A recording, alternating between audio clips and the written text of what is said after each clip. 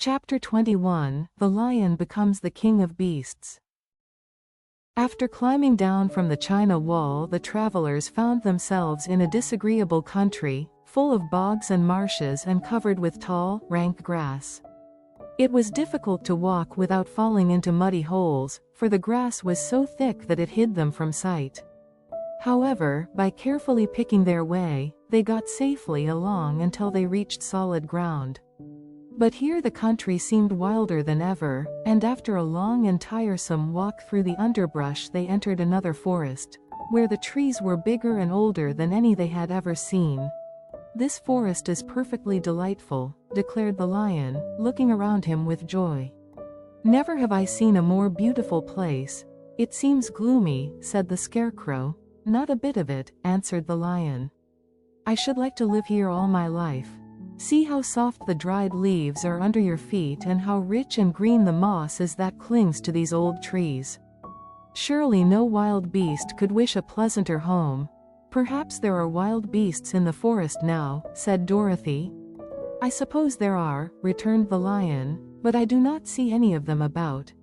They walked through the forest until it became too dark to go any farther.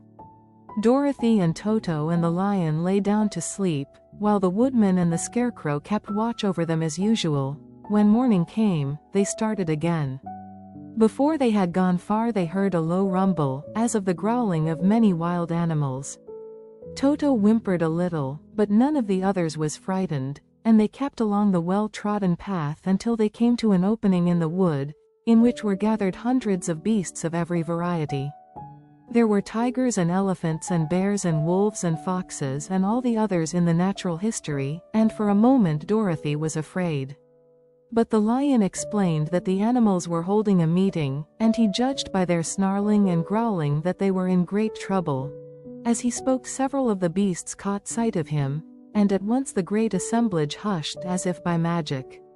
The biggest of the tigers came up to the lion and bowed, saying, "Welcome, O King of Beasts.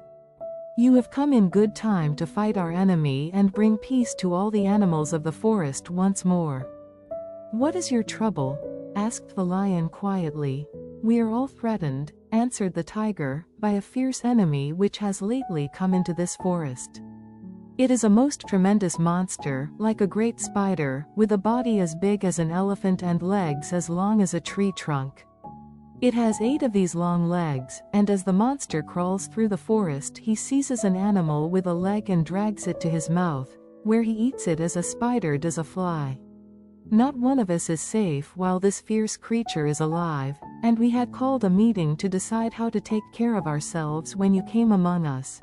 The lion thought for a moment. "Are there any other lions in this forest?" he asked. "No, there were some, but the monster has eaten them all. And, besides, they were none of them nearly so large and brave as you.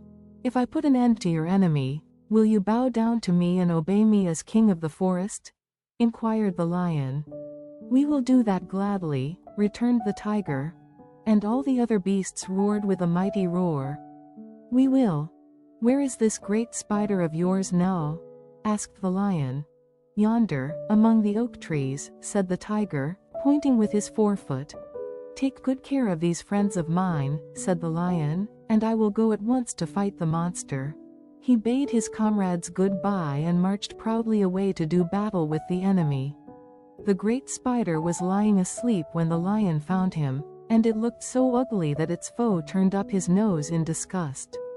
Its legs were quite as long as the tiger had said, and its body covered with coarse black hair.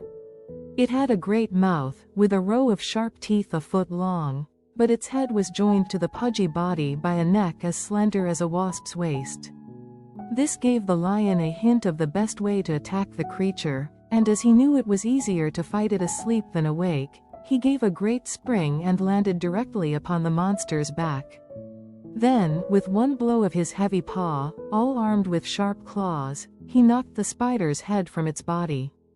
Jumping down, he watched it until the long legs stopped wiggling. When he knew it was quite dead, the lion went back to the opening where the beasts of the forest were waiting for him and said proudly, "You need fear your enemy no longer. Then the beasts bowed down to the lion as their king, and he promised to come back and rule over them as soon as Dorothy was safely on her way to Kansas.